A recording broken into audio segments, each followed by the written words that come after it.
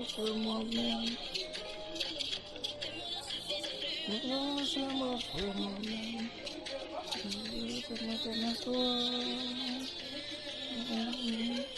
Je me donne à toi. Seigneur, je me donne t'appartient. Je te donne t'appartient. Je ne suffis pas, alors je m'offre moi-même.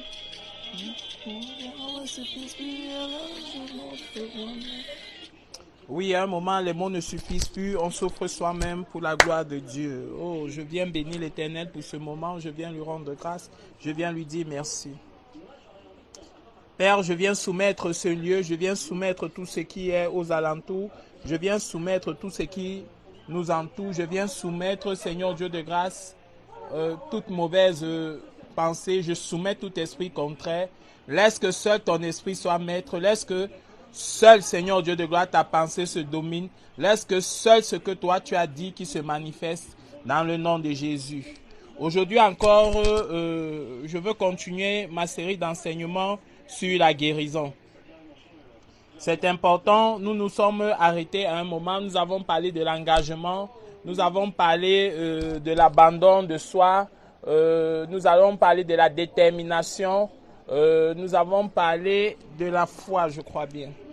Maintenant, je veux parler de 3 choses qui se suivent. Je veux parler de la croyance. Je veux parler de la croyance de croire. Je veux parler du sacrifice.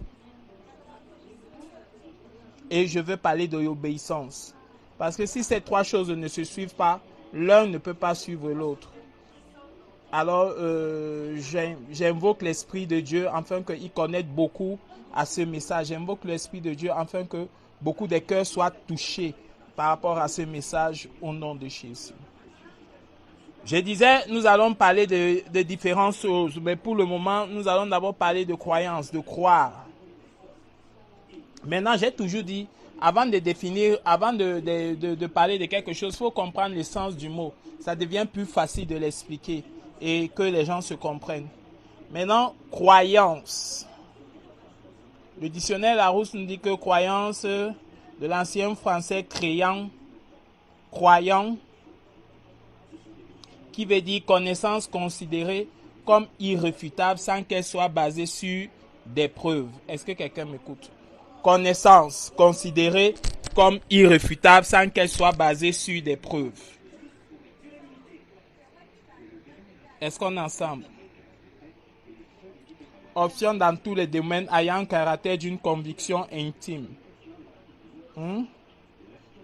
Tenir pour véritable. Avoir la foi et recevoir avec soumission l'esprit de ce que la religion enseigne. Tenir pour sincère ou véridique. S'en rapporter à quelqu'un ou à quelque chose. Tenir pour vraisemblable, réel ou possible. Penser, estimer, s'imaginer, présumer, croire naïvement, être trop optimiste. C'est ce que la croyance est en train de nous dire. Maintenant, nous sommes dans les termes bibliques. La croyance, croire. La croyance. Maintenant, la croyance, c'est un mot hébreu qui dit... un mot grec qui dit pistéo. Ouais. Est-ce que quelqu'un est avec moi? Est-ce que quelqu'un suit ce que je suis en train de dire? Est-ce que quelqu'un m'écoute? J'ai dit la croyance, c'est un mot grec qui dit pistéo. Maintenant, en termes bibliques, croyance, c'est de croire à quelqu'un. Est-ce que quelqu'un me comprend? De la même manière, la Bible dit que quand tu as foi, tu crois en Dieu. Elle te dit que croyance, c'est de dire croire à quelqu'un. Croire à quelqu'un. Croire, c'est dire que celui qui manifeste la croyance, celui qui croit, c'est lui qui manifeste la croyance. Et ça veut dire croire à quelqu'un. Mais croire à quelqu'un comment? Ça veut dire que comme nous sommes chrétiens, j'ai toujours dit, la Bible l'a si bien décrété. Si tu fais confiance à un homme, tu vas perdre, tu vas échouer. Mais si tu fais confiance à Dieu, tu vas réussir. Mais maintenant, comment faire confiance à Dieu? En fait, tu fais confiance à Dieu, tu ne le vois pas. Mais ta réflexion ou ta manière de faire confiance à Dieu se manifeste de la manière que tu te comportes devant quelqu'un. Dieu a mis quelqu'un devant toi. Et par le fait, la manière que tu crois détermine comment tu crois en Dieu. Est-ce que quelqu'un est avec moi? Parce que la Bible dit, tu ne peux pas dire que tu aimes Dieu, que tu ne vois pas, et tu haïs ton frère que tu vois, c'est qu'il y a un problème. C'est la même chose.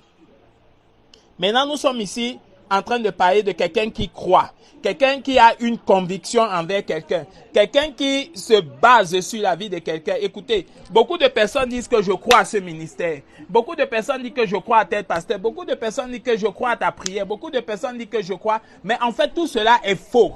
Parce que celui qui croit manifeste un certain intérêt. Celui qui croit en Dieu au travers de toi. Celui qui croit sait que ce que tu dis vient de Dieu, ne vient pas de toi, et logiquement obéit et se sacrifie. Est-ce que quelqu'un est avec moi? Celui qui croit a les sémences de ce qui se suit. Celui qui croit a des choses que tu n'entendras jamais à côté de lui. Celui qui croit fait vivre ce qui t'appartient. Celui qui croit en ce que tu es et croit que ça vient de Dieu, fait vivre ce ministère. Quelqu'un ne peut pas dire qu'il croit en toi. Jamais tu n'as vu ses offrandes. Jamais tu n'as vu ses sacrifices. À part si tu parles un genre. Jamais il n'a porté il ne t'a élevé d'une manière ou d'une autre. Il ne croit pas en toi. Il t'utilise. Et à un moment, il sera un problème pour toi. Est-ce que quelqu'un est ensemble? Est-ce que quelqu'un me comprend? Je vais vous lire quelque chose qui m'a moi-même étonné. Mais pendant que je préparais ce message, ça m'a beaucoup plu et ça m'a beaucoup interpellé. C'est des choses qu'on fait. Parce que ce que j'ai compris, c'est que les hommes, si tu mets ta confiance à l'homme, ce que la Bible dit est vrai, tu vas échouer. L'homme n'est que menteur, rebelle et hypocrite. Un pasteur m'a dit un jour que comment reconnaître quelqu'un qui croit en toi? Je lui ai dit un truc qui est très simple. Si tu veux savoir si telle ou telle personne croit en toi, regarde ce qu'il est capable de mettre entre tes mains. Il y a des personnes qui savent que toi là, tu ne mérites que, tu ne dois pas dépasser 5 000, 1000 francs d'offrande qu'ils donnent. 5 000 de ce qu'ils donnent, tu ne dois pas les dépasser. Parce que c'est ce que tu mérites. Chaque fois que tu viens le voir, tu attends qu'il peut donner plus ailleurs. C'est juste simple. C'est juste qu'il ne croit pas en toi. Il ne croit pas à ton ministère. Donc c'est facile de reconnaître quelqu'un qui ne croit pas en toi. Toi qui crois en Dieu, crois simplement à celui que tu es. Tu continues à faire ce que tu as fait. Bon, je vais lire dans Genèse. Je vais lire dans Genèse 40. Genèse 41, verset 14 à 40. La manifestation de quelqu'un qui croit. Est-ce que quelqu'un est avec moi? Je vais vous expliquer la manifestation de quelqu'un qui croit. C'est tellement bizarre que ça nous fait même honte à la limite. On a dit Genèse 41.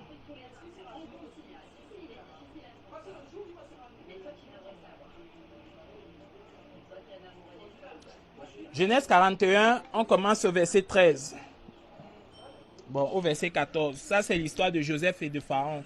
Joseph, ici dans l'histoire, il est déjà quitté de chez Potiphar. On l'a déjà arrêté. Il est maintenant en prison. Et de la prison, il a fait la révélation à 2 personnes. Un est mort et l'autre a parlé de lui à Pharaon. Pharaon qui l'appelle, qui a fait un rêve. Écoutez un peu l'histoire. 41, verset 14. Pharaon fit appeler Joseph. On s'empressa de le faire sortir de la prison. Il se rasa, chargea de vêtements et se rendit vers Pharaon. Et Pharaon dit, et c'est que je m'assois bien pour bien expliquer. Et Pharaon dit à Joseph, j'ai fait un rêve, personne ne peut l'expliquer. J'ai appris à ton sujet que tu peux expliquer un rêve après l'avoir attendu. Joseph répondit à Pharaon, ce n'est pas moi, mais c'est Dieu. Oh, le gars est même humble. Donc, Pharaon est en train de l'élever comme les gens ont l'habitude. Mais il constate que Joseph, lui, très humble dans ces choses. Ce n'est pas moi, c'est Dieu qui donnera une réponse favorable à Pharaon. Pharaon dit alors à Joseph, dans mon rêve, je me tenais au bord du fleuve, alors 7 vaches grasses, tout le monde connaît l'histoire. Mais ce qui m'intéresse, c'est la réponse maintenant. Voici le truc. La réponse de Joseph. Joseph a expliqué le rêve qui veut dire la famine, tout. Maintenant, il dit, maintenant que Pharaon, il donne alors un conseil. Maintenant que Pharaon choisisse un homme intelligent, sage, qui mette à la tête de l'Égypte et que Pharaon établisse des commissaires sur le pays pour prêter un 5e de record de l'Égypte pendant les 7 années d'abondance, qui rassemble tous les produits de ces bonnes années. Et voilà le conseil qu'il donne. Ces paroles purent à Pharaon et à tous ses serviteurs. Le Pharaon dit à ses serviteurs, pourrions-nous trouver un homme tel que celui-ci, qui a en lui l'esprit de Dieu? Et le Pharaon dit à Joseph, puisque Dieu t'a fait connaître tout cela, il n'y a personne qui soit aussi intelligent et aussi sage que toi. Tu seras responsable de ma maison. Tout mon peuple obéira à tes ordres. Le trône seul m'élèvera au-dessus de toi. Le Pharaon dit à Joseph, voici, je te donne le commandement de toute l'Égypte. Écoutez un peu l'histoire. On enlève quelqu'un de la prison. Pharaon sait que Joseph sort de la prison. Il a l'histoire de Joseph. Il a l'historique de ce que Joseph est. Mais il a un souci et il demande que Joseph l'interprète.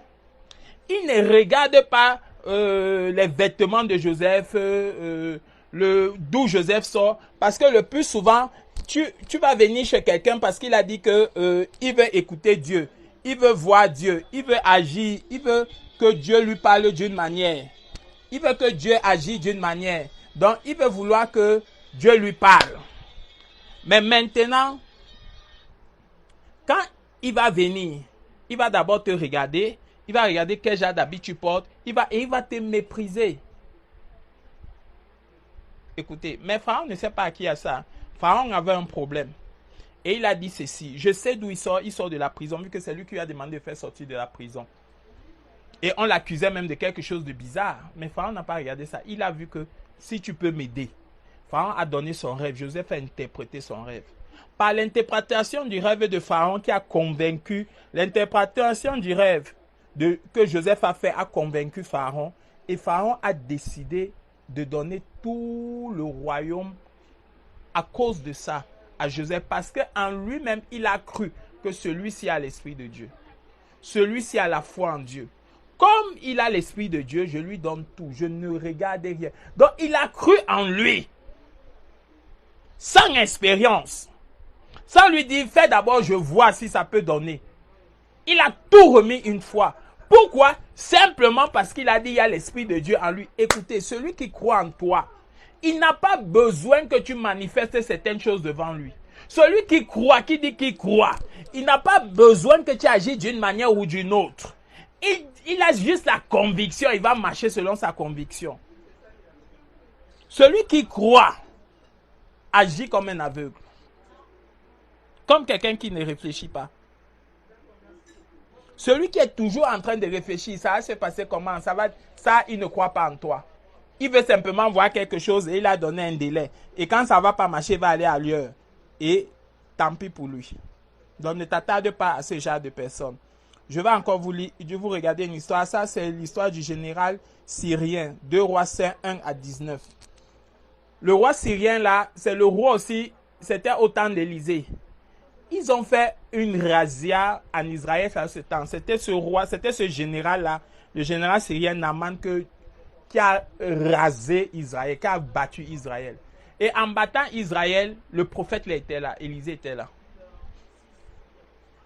Et il a ramassé un esclave. Et il était lépreux. Et l'esclave là lui dit que ouais, comme il est là, s'il partait voir mon prophète, s'il partait voir un prophète chez nous, le prophète là allait le guérir de la lèpre. Hein. Maintenant, s'il réfléchissait normalement, il allait dire que mais c'est pas le même pays où je suis allé et j'ai gagné. Si le prophète était tellement fort, pourquoi il ne les a pas prophétisés et ils se sont débrouillés pour me battre? Non, il n'a pas réfléchi à ça. Celui qui a un problème même ne réfléchit pas, n'a pas de solution A, B, C, D, Z. Il sait juste qu'il y a un problème et je vais croire qu'il y aura une solution. Et le reste, il ne réfléchit plus. Il obéit simplement selon la croyance qu'il a. Est-ce que quelqu'un est avec moi? Le général là est arrivé et a suivi les principes simplement. Si je crois en quelqu'un, j'obéis simplement à ce qu'il dit. Quand on lui a dit, allez, va te jeter dans l'eau, ça l'a un peu irrité, mais quand on l'a convaincu, il est allé. Parce que les principes de quelqu'un qui croit à quelque chose ou à quelqu'un, ce n'est plus toi, c'est ce que l'autre dit que tu obéis. Même si ça te semble ridicule, même si ça te semble répétitif. Si tu crois, tu obéis simplement. C'est ça l'intérêt. Est-ce que quelqu'un est avec moi? Est-ce que quelqu'un comprend ce que je dis? Si tu dis que tu crois à quelqu'un et que chaque jour tu es en train de réfléchir, est-ce que c'est que tu ne crois pas en lui? C'est pour ça que son onction n'agit pas. C'est pour ça que ces choses ne descendent pas dans ta vie. Écoute. Le général a obéi et la puissance de Dieu a agi et il a été guéri. Mais la Bible nous dit dans le Nouveau Testament qu'il y avait plein de lépreux en Israël. Mais parce qu'ils ne croyaient pas. Voilà pourquoi Dieu n'agissait pas. Est-ce que quelqu'un est avec nous? Si tu crois à quelqu'un, tu obéis à ce qu'il est.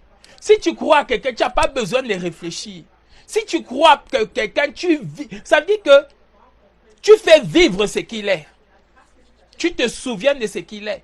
Tu sais qu'il est quelque part. Pas que tu utilises simplement. Et les gens aiment trop le genre. Abuser des gens, ce n'est pas dans l'esprit de Dieu. Toujours fait comme si la rue, ce n'est pas dans l'esprit de Dieu. Un ministère sort de quelque chose de Dieu et quelque chose de Dieu, tu fais attention. S'il est entre tes mains, tu sais comment le faire vivre. Oh, je bénis Dieu pour une fille que je connais, qui est à Yaoundé.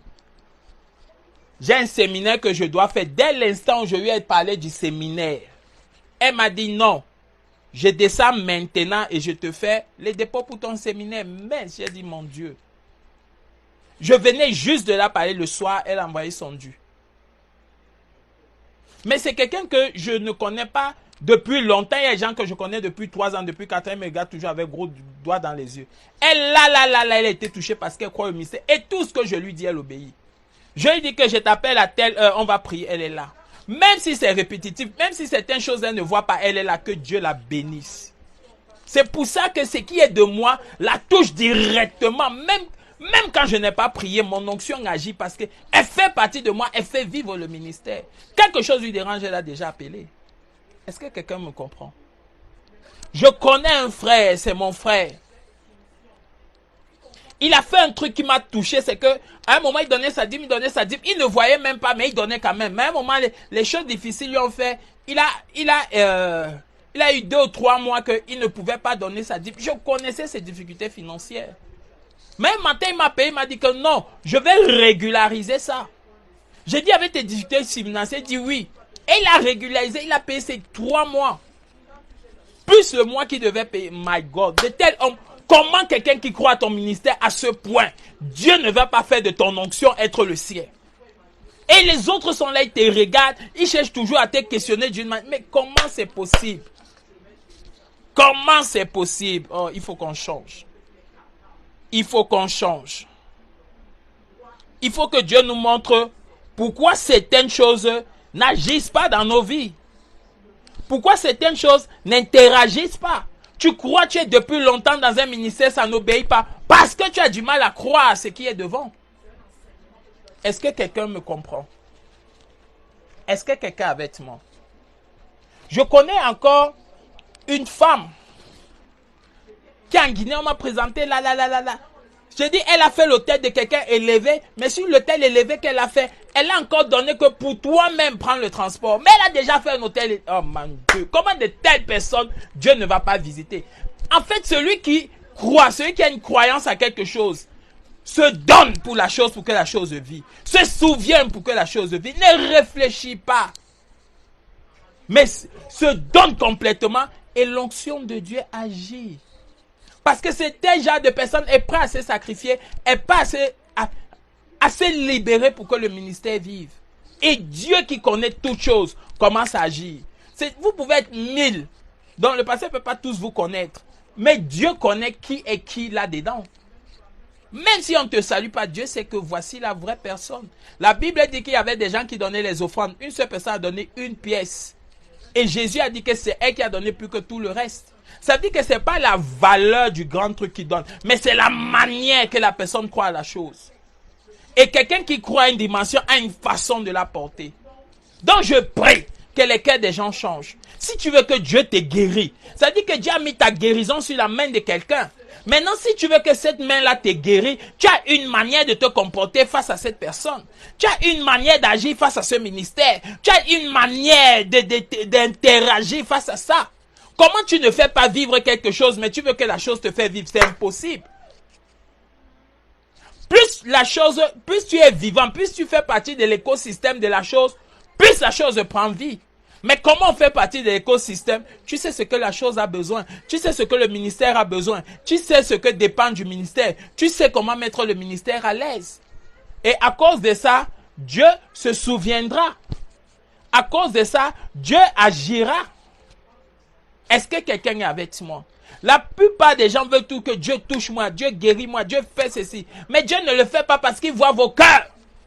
Voilà pourquoi passer de nombreuses années, quelqu'un a une puissante onction de délivrance, de guérison, ça n'agit pas parce que vous ne croyez pas, vous ne faites pas vivre le ministère, alors Dieu le donne ailleurs.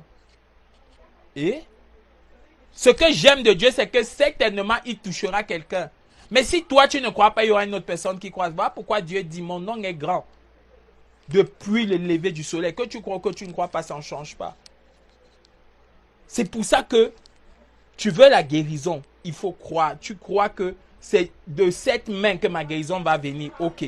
Donc tu as une façon de te comporter, une façon d'agir, une façon de manifester à côté de ce ministère. Si on te demande que ce ministère-là vit, mais il vit comment? Qu'est-ce que tu fais? Qu'est-ce que tu participes? Quelle est ta participation pour qu'il vive? Tu ne connais pas. Tu as que les mots pour accuser. Que Dieu nous parle. Que Dieu nous soutienne. Je connais un frère qui ne regarde pas. C'est-à-dire, il croit à tel point qu'il ne regarde pas même mes limitations financières ou ma manière d'être, que financièrement tu n'es pas grand. Il croit simplement au ministère. Alors quand il veut faire le sacrifice, ça dit, il ne réfléchit pas. Pourquoi une de telles personnes, l'onction n'agira pas sur leur vie? Mais les autres demandent toujours pourquoi, comment. Tu viens le voir, il trouve que tu l'embêtes. Ça veut dire que c'est s'il a les miettes qu'il te donne. Il y a des fois, quelqu'un veut même te donner quelque chose, tu as envie de lui dire que non, garde ça, ça peut t'aider. Parce que tu vois le mépris qu'il fait dans la chose. Mais c'est Dieu qui dit non, laisse, bénis-le. Et toi, va simplement faire. Voilà pourquoi à des moments, j'évite des gens parce que je sens un certain mépris. Ça veut dire que je m'éloigne pour ne pas le maudire. Parce que les gens ne savent pas faire vivre. Si tu ne sais pas, si la chose n'est pas, tu ne sens pas que ça te donne la vie, tu t'éloignes. Oh, est-ce que quelqu'un me comprend? Donc si tu veux vivre la guérison, fais vivre le ministère. Tu dois savoir comment je fais. Pour faire vivre le ministère, on fait comment? Pour que toi-même, on te reconnaisse comme membre d'une société, tu fais comment? Tu travailles pour cette société. Et cette société te le rend bien. Parmi les effectifs, on compte ceux qui sont en train de bosser, qui font vivre la société. Comment? Avec le travail, avec les choses qu'ils font, ainsi de suite. Quel est ton apport pour faire vivre un ministère? Pourquoi Dieu va te bénir? Et les gens sont étonnés pourquoi ils restent pendant longtemps les choses et ils ne voient pas. Parce que vous êtes des loups, vous êtes des mercenaires et vous n'êtes pas les enfants du ministère. Que Dieu se souvienne. Comme on est en train de parler de la guérison, que Dieu nous guérit de tous ces maux, afin que nous soyons transformés, afin que nous soyons des bonnes personnes. Père, je prie, Seigneur Dieu de grâce, parce que nous sommes dans une soirée de guérison. Parce que nous sommes en train d'être enseignés sur la guérison. Touche nos cœurs. Touche notre esprit. Et guéris-nous, Seigneur Dieu de grâce. Et guéris-nous, Jésus. Et guéris-nous, Papa. Laisse que la multitude soit guérie. Laisse que quelqu'un au loin soit guéri. Laisse que ceux qui avaient déjà les regards au loin, peut-être étaient inconscients, qui ne savaient pas faire certaines choses. Transforme les cœurs, afin qu'ils soient participants, Seigneur Dieu de gloire, au ministère, et que l'onction de ce ministère coule sur eux. La Bible a dit, Seigneur Dieu de gloire, l'huile qui coule sur la tête d'Aaron va toucher les barbes, va toucher l'habit forcément. Papa, laisse qu'ils soient participants, afin qu'ils profitent de ce ministère. Au nom de Jésus-Christ de Nazareth, je relâche l'onction de Dieu, afin qu'il vous touche tous. Que ceux qui sont malades soient guéris. Au nom de Jésus, j'ai prié. Amen.